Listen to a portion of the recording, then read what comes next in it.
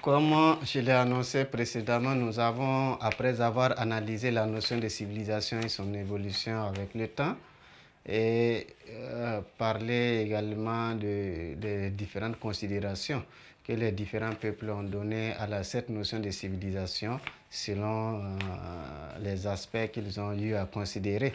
Parler des Grecs, des Romains, des Européens, ainsi de suite. En grand 2, nous allons parler des facteurs d'évolution d'une civilisation. Grand 2, des facteurs d'évolution d'une civilisation.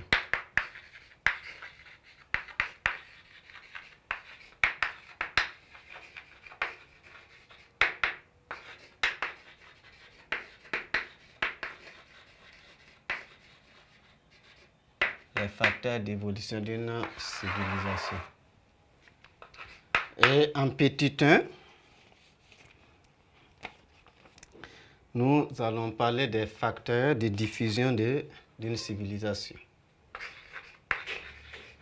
Les facteurs de diffusion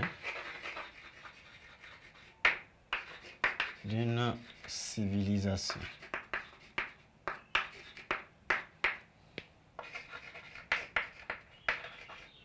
Les facteurs de diffusion d'une civilisation. Comme je l'ai dit aussi quand j'ai abordé la leçon, la civilisation, c'est un élément dynamique. Une civilisation naît, évolue et meurt. Et j'ai pris l'exemple de la civilisation Maya, même si les Mayas existent, mais la civilisation Maya a disparu. Et cette civilisation, toute civilisation également connaît une certaine diffusion et des facteurs ou bien des éléments facilitent la propagation ou la diffusion de la civilisation au-delà même de là où elle est née pour toucher encore d'autres peuples plus loin dans d'autres contrées et être encore plus dynamique. Je prends l'exemple de la civilisation européenne ou de la civilisation occidentale qui, à partir de l'Europe, s'est diffusée à travers plusieurs canaux pour être en Afrique, en Asie, ainsi de suite. Et jusqu'à présent, avec cette diffusion, cela a renforcé encore la force de cette civilisation occidentale et renforcé encore la conception des Européens selon laquelle leur civilisation est la meilleure des civilisations, la plus dynamique, la plus avancée et celle qui est supérieure à toute autre civilisation qui puisse exister. Donc, en termes de facteurs qui peuvent faciliter la diffusion d'une civilisation, nous pouvons retenir premièrement les guerres. Les guerres constituent un facteur très important de diffusion d'une civilisation parce que quand on parle de guerre, il y a une certaine invasion d'un peuple sur un autre peuple, une domination d'un peuple sur un autre peuple. Et qui arrive à envahir, le peuple qui arrive à envahir l'autre peuple, ça veut dire le vainqueur, va transmettre sa civilisation, peut même imposer sa civilisation au peuple vaincu. Et à travers les guerres, on peut facilement diffuser sa civilisation, on peut encore propager sa civilisation au-delà de son territoire, au-delà de sa région. Et souvent, on peut prendre, même si ce n'est pas une guerre en tant que telle, c'est une certaine invasion, c'est une certaine force exercée sur des peuples. On peut prendre le cas du Mogo central au Burkina Faso ici, où les Nakomsé, ceux-là qui sont venus de Tenkodogo, ont imposé leur civilisation à ceux-là qui étaient au centre, ça veut dire la région de Ouagadougou, pour créer ou bien pour fonder par la suite le royaume d'Oubri-Tenga. On peut parler d'une imposition de ceux-là, de la civilisation de ceux qui sont venus sur ceux-là qui y étaient. Donc on ne parle plus de Nyonyosé en tant que tel, on parle maintenant d'un groupe Mouaga. C'est une certaine assimilation, c'est une certaine imposition de civilisation en quelque sorte.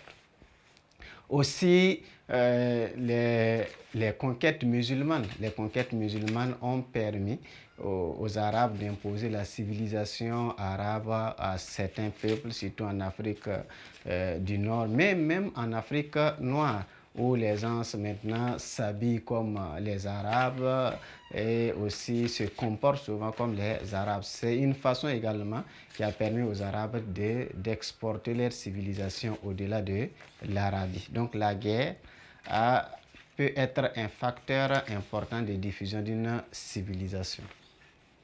Après la guerre, on peut parler du commerce. Le commerce également est un facteur très important, très puissant, un facteur à ne pas négliger dans la diffusion des civilisations. À travers le commerce, on peut introduire ces produits dans d'autres régions. Et l'introduction de ces produits, ça peut influencer la manière de vivre, ça peut aussi influencer les habitudes alimentaires de la zone où le produit a été le produit a été introduit. Ici, je prends l'exemple au Burkina Faso. Nous avons souvent certaines habitudes, soit en termes vestimentaires, où on reçoit soit à travers les canaux de diffusion, mais également à travers l'arrivée de ces produits-là. On s'habille comme les Européens ou bien les Américains. On veut manger la nourriture venant de ces pays-là. On veut également utiliser les produits venant de ces pays et du coup, en utilisant les produits, en voulant se comparer à eux, on finit par adopter les civilisations, on finit par vivre comme eux.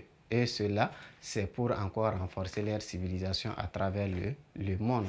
Donc, il y a le contact entre les commerçants et les peuples chez qui ils vont mener leurs activités, mais aussi il y a les produits qu'ils introduisent qui contribuent aussi à changer les habitudes des peuples qui reçoivent ces produits-là.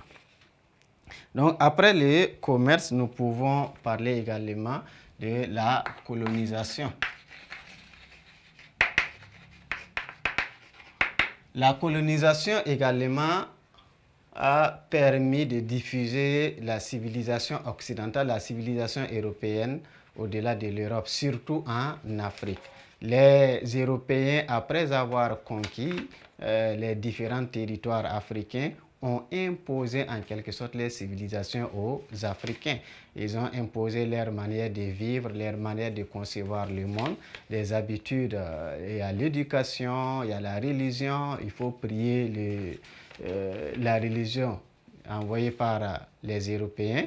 Il faut également fréquenter l'école selon le format des Européens. Il faut se soigner en utilisant souvent des produits européens, ainsi de suite.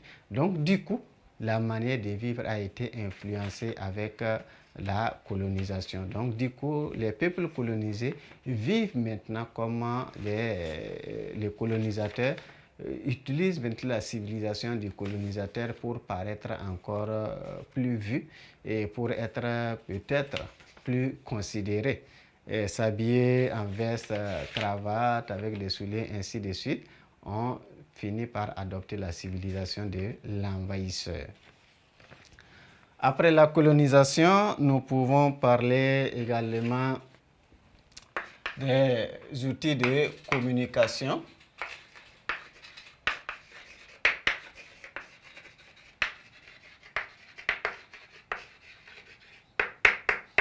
Les outils de communication, on peut parler des radios, télévisions, ainsi de suite.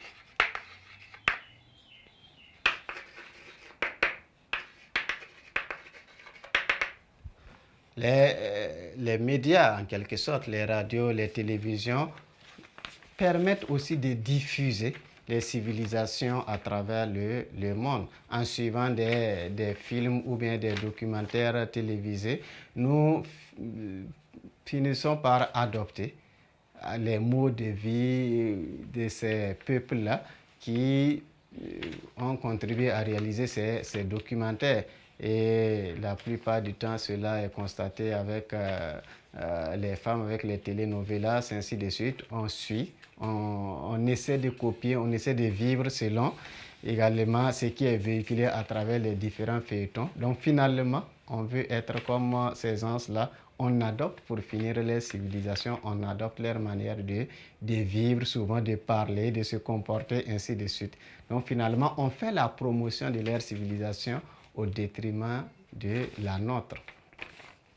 Donc il y a également la langue. La langue également permet de diffuser la civilisation. Nous utilisons le français, il y en a qui utilisent l'anglais, le mandarin, ainsi de suite. À travers, puisque la langue est un élément d'une civilisation. La langue est un élément de civilisation. Et qui parle la langue d'un autre peuple, ainsi de suite, c'est comme si on a adopté sa civilisation. C'est vrai, ça permet de communiquer, mais pour finir, nous contribuons à faire la promotion de la civilisation du peuple qui nous a transmis la langue et que nous utilisons dans nos échanges quotidiens et dans plusieurs de nos activités, ainsi de suite. Il y a également la religion. La religion. La religion également permet de diffuser la civilisation d'un peuple, permet d'étendre l'influence de la civilisation d'un peuple au-delà de ses frontières.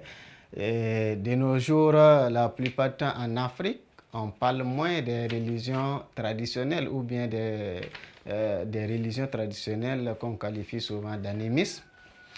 Et on pratique plus l'islam, le christianisme, ainsi de suite. Et ce sont des religions qui ne sont pas peut-être africaines et qui viennent d'autres peuples. Ça fait partie aussi de leur civilisation.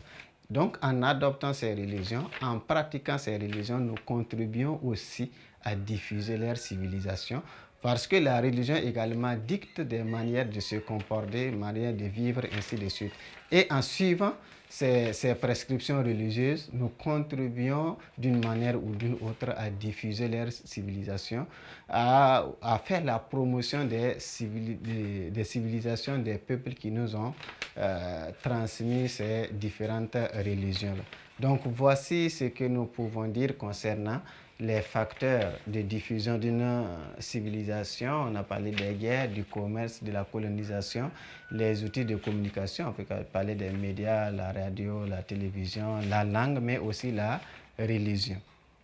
Donc après ces facteurs-là, nous pouvons parler de la disparition d'une civilisation.